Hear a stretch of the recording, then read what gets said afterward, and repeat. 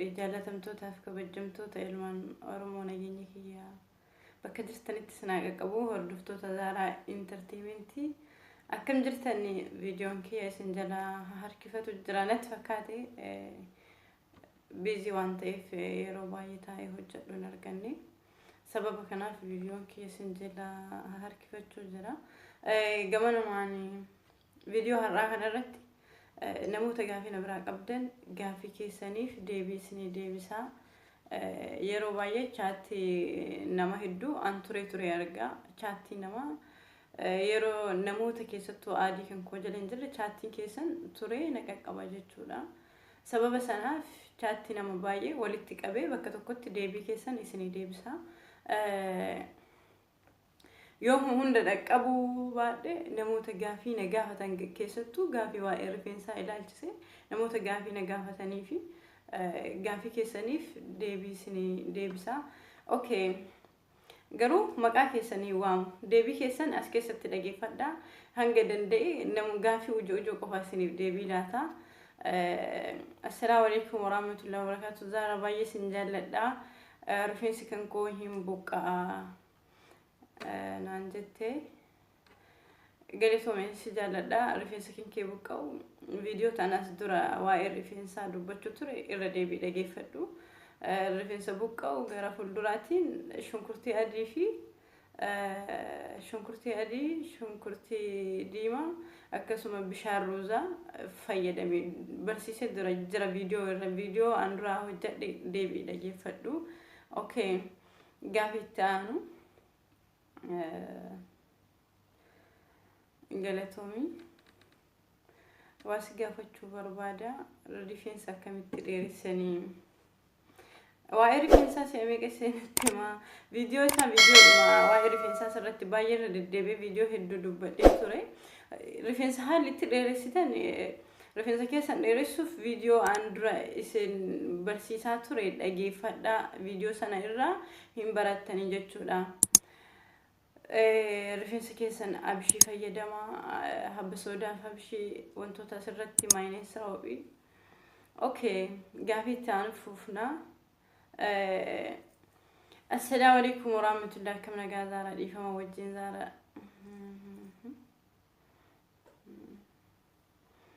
barree wal qabsiifne Zaaraa asallaadha jedhanii gaafii kan kee galatoomii anshaashamanneedha Oromoodhaan okay assalamualaikum Zaaraa baay'ee sin jaalladha abbaa manaa qabda sorry gaafii jaalala gaafii keessan as keessatti dhageeffadhaa hundi keessanuu Zaaraa tinya baay'ee si jaallanna galatoomii jira alhamdulillah galatoomii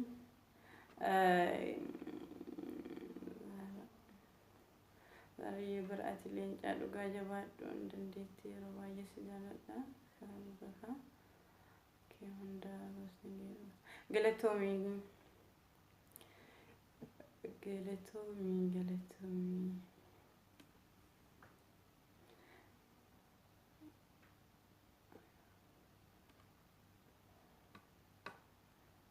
gaafii baay'ee gaafii rifeensaati viidiyoo rifeensaa ani isinitti himaa ture namoonni baay'ee namoonni irraa fayyadamanii natti himuu jiran keessattuu ijoolleen bilbilaan na dubbisan fa'a akka viidiyoon sun isaan fayyade natti himuu turan rifeensa dheeressuuf viidiyoo ta'anii isin barsiise san gaafa qalbiin dhageeffattan baay'ee isin fayyada akallatti sanaan sirriitti dheeressuu dandeessan rifeensa keessan wantoota baay'ee waan achirratti isin barsiise waan dhugaa irratti hundaa'e seeraa rifeensa keessan dheeressuudha so wanti isin hin galle maaliin isuma achirra haasa'e wanta biraatii miti fakkeenyaaf rifeensa keessan laaffisuuf roobiif maayineensiin rifeensa haala salphatti laaffistanii ergasii wanti itti dabaltan daa'imaa fi roob irratti maaliin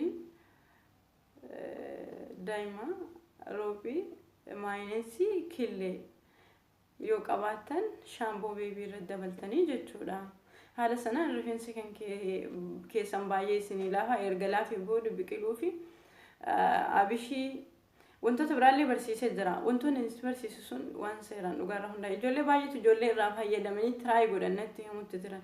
Viidiyoo haarawaan immoo miksii gootanii akka fayyadamtan tiraay godhee isin hojjedha kan viidiyoo kanarratti aansee. Okay. Zara qashtii tobaayis jaalladha abbaa manaa qabdaa. Sanyii koo baay'ee galatoomee obboleessa kooti. Okay. Gaafii itti aanu Zara yeroo baay'ee si barbaadu ture. Okay. Galatoomii.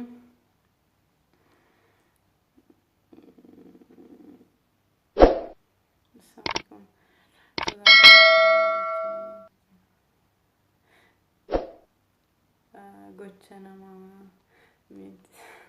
baay'ee galatoomii sanyii koo an nama yeroo dhageeffadhu hin qabu.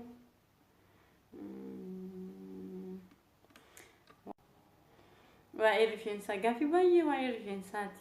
Waa'ee rifeensaa maalinni isuma anatti irratti isinii haasa'u ture. Ijoolleen fayyadamte ijoolleen baay'ee namoonni fayyadaman natti himu jiran. Rifeensi keessan dheeressuuf rifeensi jajjabaataan laafuu qaba.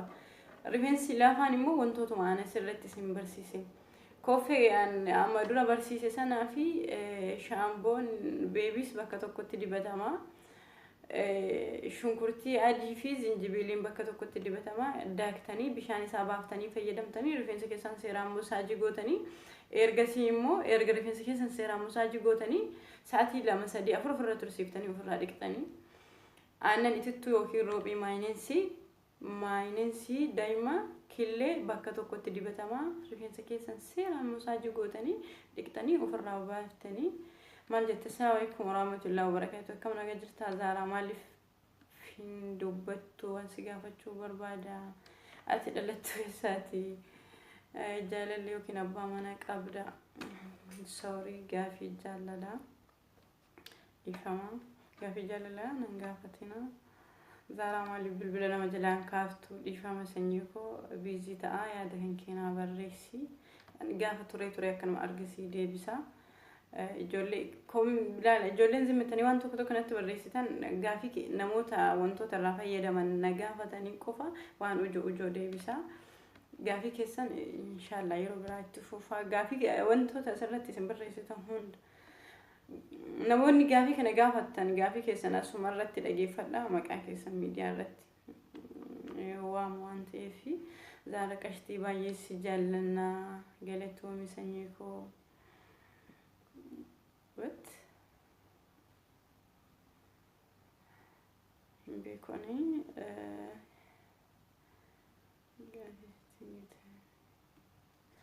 waan tokko ngero ijoolleen salaama nagaafattan waalaikum salaam warahmatullahi wabarakatuh.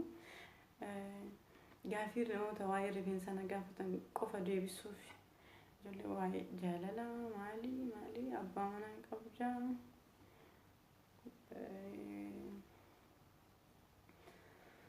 Zaara rifeensa caccabuu maal goona? Asumaan naga si gaafachuu barbaada si dubbisuu danda'a lakkoofsa kan keenaa ergii sin barbaada. Ani yeroo baay'ee WhatsApp fi waan fayyadamu dhiifama. Yeroo qabaadhee fayyadame siif ergaa. Garuu yeroo baay'ee asumaan yoo messengeraan argattan malee ani WhatsApp fi yeroo baay'ee hin fayyadamu. Rifeensa buqqa'u immoo bishaan roozaatu buqqa'uu dhoowwa bishaan roozaatu. Okay. Ijoolleen rifeensi hin buqqa'aa jettanidha. Hundumtu keessan dhageeffadhaa. Rifeensa keessan bishaan roozaa fayyadama. Roozaa burcuqqoo tokko yookiin gimmaasha burcuqqoo bishaanitti buusaa sa'aatii 24 tursiisaa yeroo rifeensa keessan dhiqattan ittiin dhiqadhaa.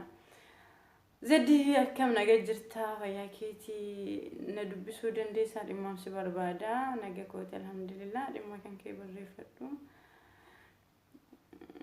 Zaaraa inni qoonjoo indeenesh. Zaaraa waa'ee rifeensaa sana rifeensa koo erga viidiyoo kan kee dhageeffadhee fayyadamee baay'ee naaf dheerate. Galatoomii fayyadamee seeraan si fayyada. Okay. Zaaraa please.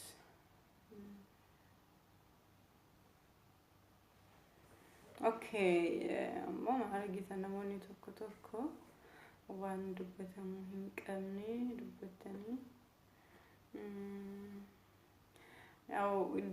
namoota gaafii na gaafattan gaafiin nama baay'ee gaafii waa'ee rifeensaati.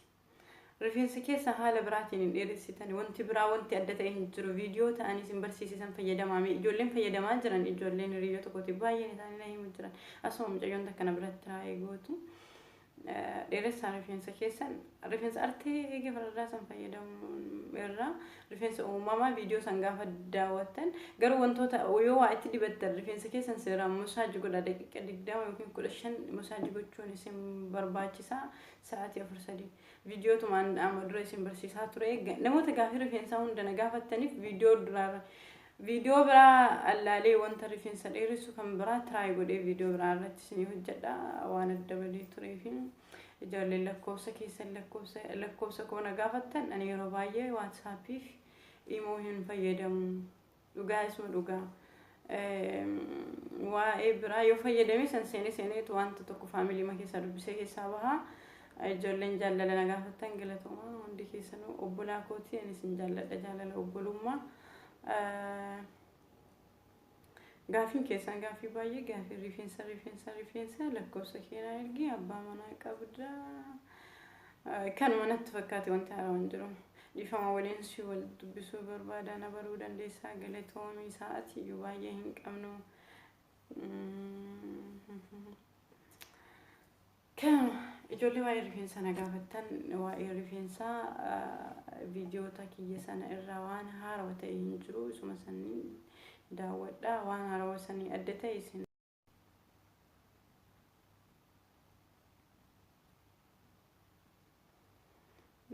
rifeensa waa'ee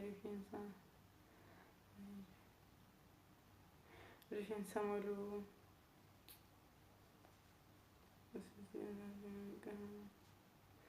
osoo tiyya taatee maal qabaa osoo kan kee ta'e maal qabaa abbaa manaa qabdaa rabbiif jecha naaf himi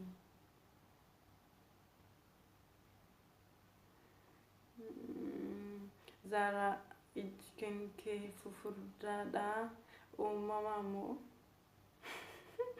namtolcheedhaare Zara fello jila na basi mucayyoo xaasaa sin gaafii tokko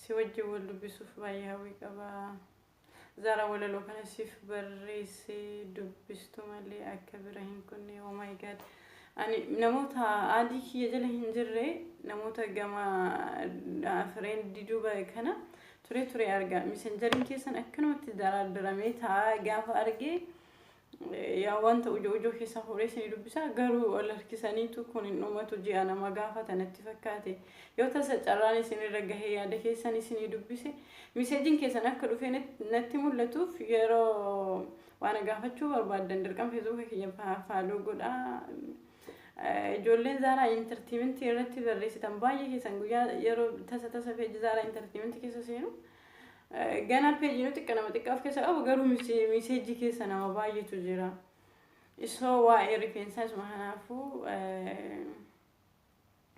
akkuma hundaanuu waa'ee rifeensa keessan dheeressuuf viidiyoota yeroo jalqabaa duraan hojjedhe sana dhaggeeffadha viidiyootuma san tara fayyadama har'a yoo tokko fayyadamtan boru immoo kan biraa fayyadama video harawa an lale isini hojjedha laleetti inshallah kan biraa immoo viidiyoon kun waan dheeratuuf viidiyoo tokko sanitti mul'isuuf deema haala fuula keessan kileeritti gootan shifiniin malee meekaappii malee fakkeenyaaf akka fuula Zaaraa ma fuulli Zaaraa waan tokko qabu meekaappii hin fayyadamu jechuudha kana fakkaata waa'ee rifeensa keessan kan isuma wantoota maan isin barsiise san fayyadama waan haarawaan isin hojjedha gaafii keessan isin deebisuuf dhufee viidiyoo biraatiin hanga walitti dhufnuuf turtiin keessan Zaaraa entertainment wajjin haa ta'u ilmaan Oromoo hunda keessan baay'ee isin jaalladha hanga walitti dhufnuuf nagaan jiraadha